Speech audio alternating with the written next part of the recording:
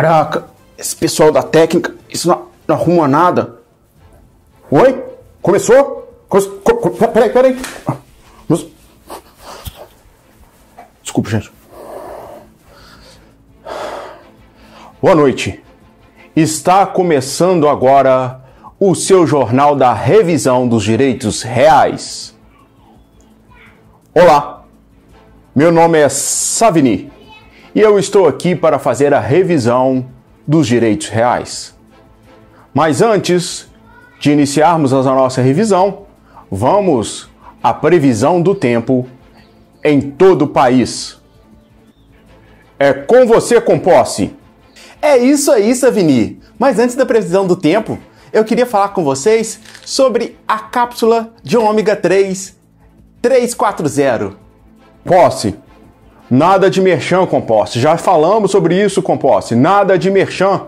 Segue daí sem merchan. Não? Hoje não? Então tá. Bem, vamos então à previsão do tempo. Você sabe que aqui é 100% de chance de acerto. Aqui não é igual aos outros canais. 100% de chance. Nessa área aqui, deve fazer sol. Hoje é previsão de sol. Previsão de sol pelo Brasil inteiro. Olha aí como que está a imagem externa com a previsão de sol para todo o Brasil.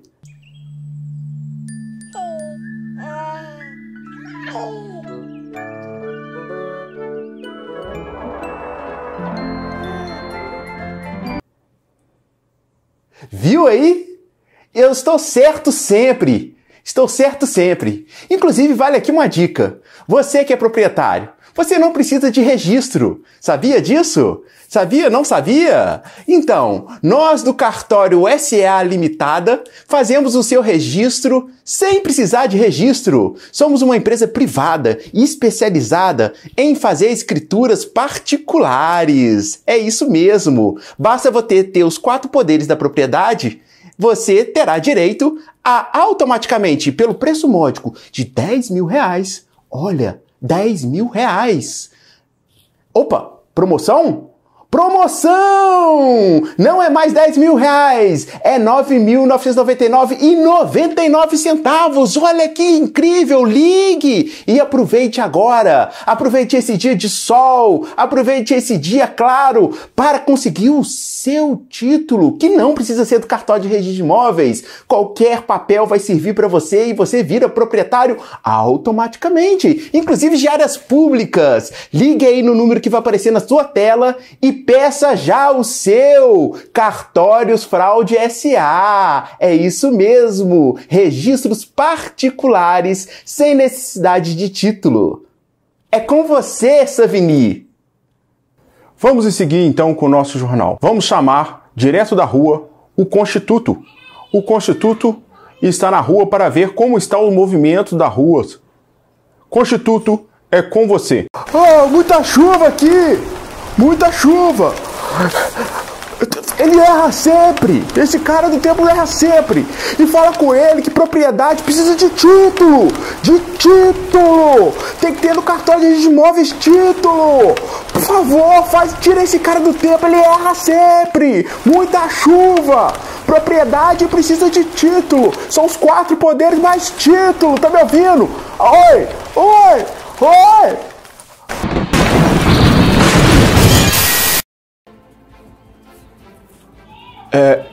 Acho que tivemos um pequeno problema técnico, mas já vamos resolver. O Constituto depois vai resolver. Vamos seguir o jornal. Vamos à notícia do dia. Princípios.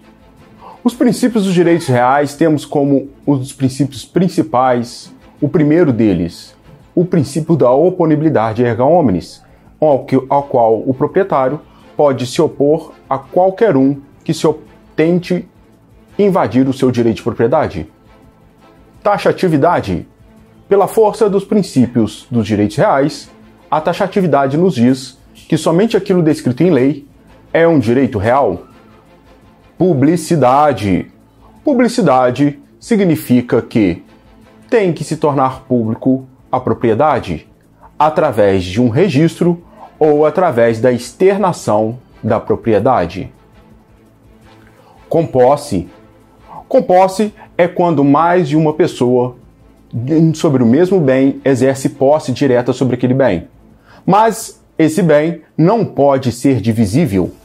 Chamamos atenção ainda para os fatos processuais. As autoridades destacam que, sob o ponto de vista processual, a composse só será exercida entre marido e mulher se esses exercerem a posse conjunta. E por conta disso, como efeito processual dessa questão, deverá haver citação de marido e mulher quando em composse. Quando forem proprietários em conjuntos e não exercerem a posse em conjunto, não haverá citação. Vamos à parte policial.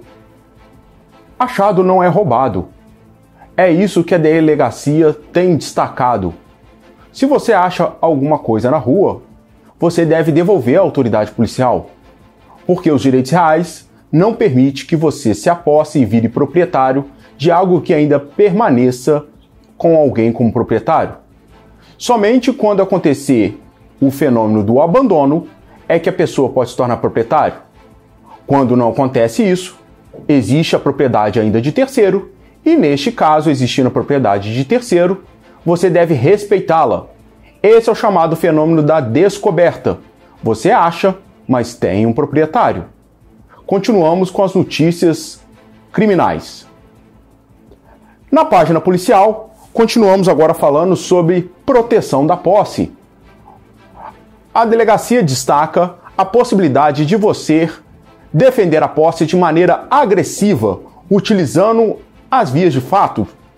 Destaca, porém, que é uma situação de excepcionalidade. E como situação de excepcionalidade, o consumidor deve tomar os seguintes cuidados: moderação dos meios, atualidade e agressão injusta. Somente nesses casos poderá haver a defesa penal da posse. Nos demais, poderá ser o cidadão ser compelido a cumprir a pena equivalente do crime que assim cometer. Agora, vamos falar sobre efeitos da posse. Para esse caso detalhado, nós estamos chamando aqui o especialista Dr.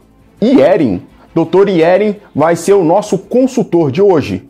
Dr. Iering, fale para nós um pouco sobre os fenômenos da posse e tente resumir quais são os efeitos sobre a propriedade. Por favor. Bem, Savini, eu venho destacando sobre a importância dos efeitos da posse. Mas primeiro é preciso a gente destacar a classificação da posse. Na classificação da posse, a primeira classificação que temos a trazer é a classificação entre possuidor direto e possuidor indireto.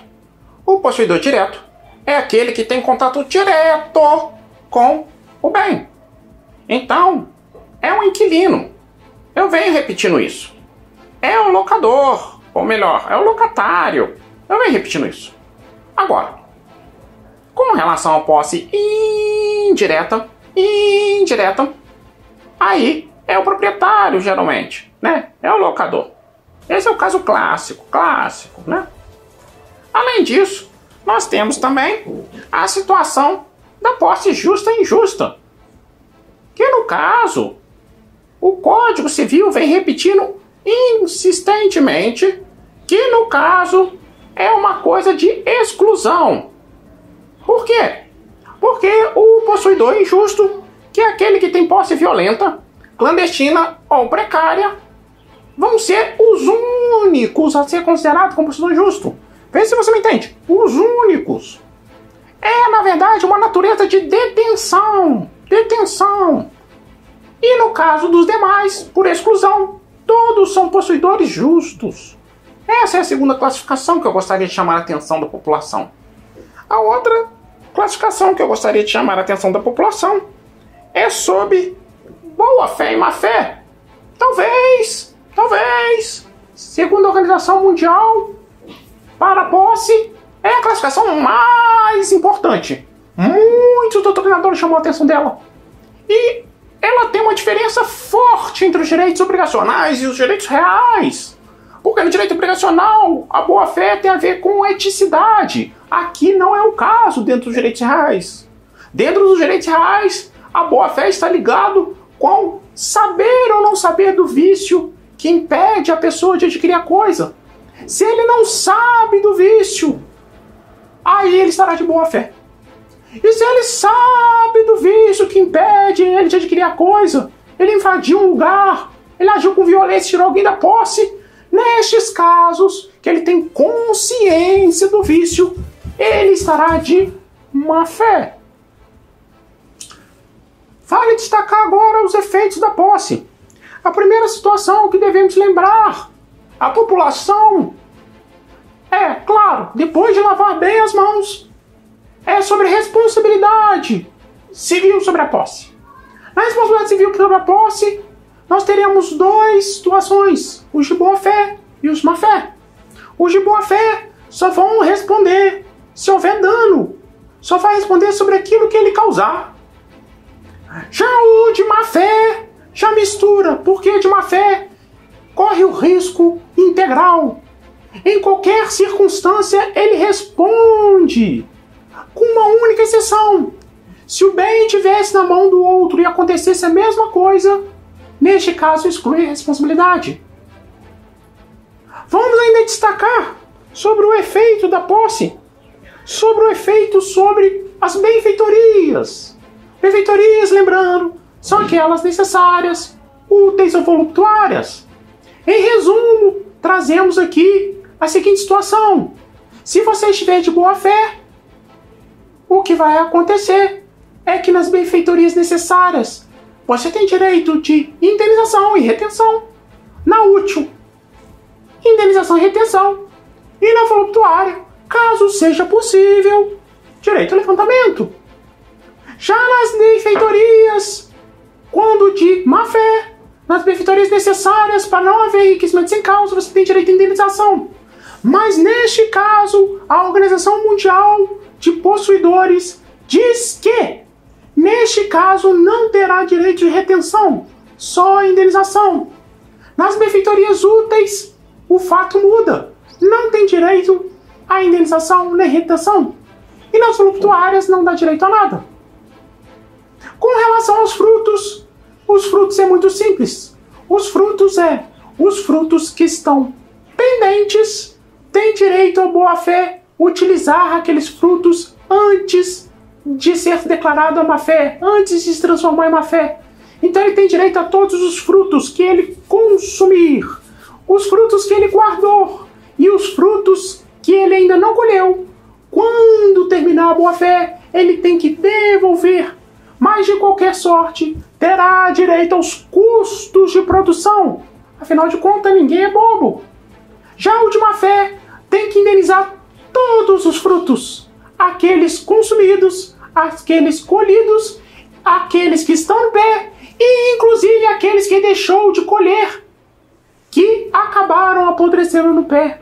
Mas também, para não haver enriquecimento sem causa, terá o direito ao custos de produção.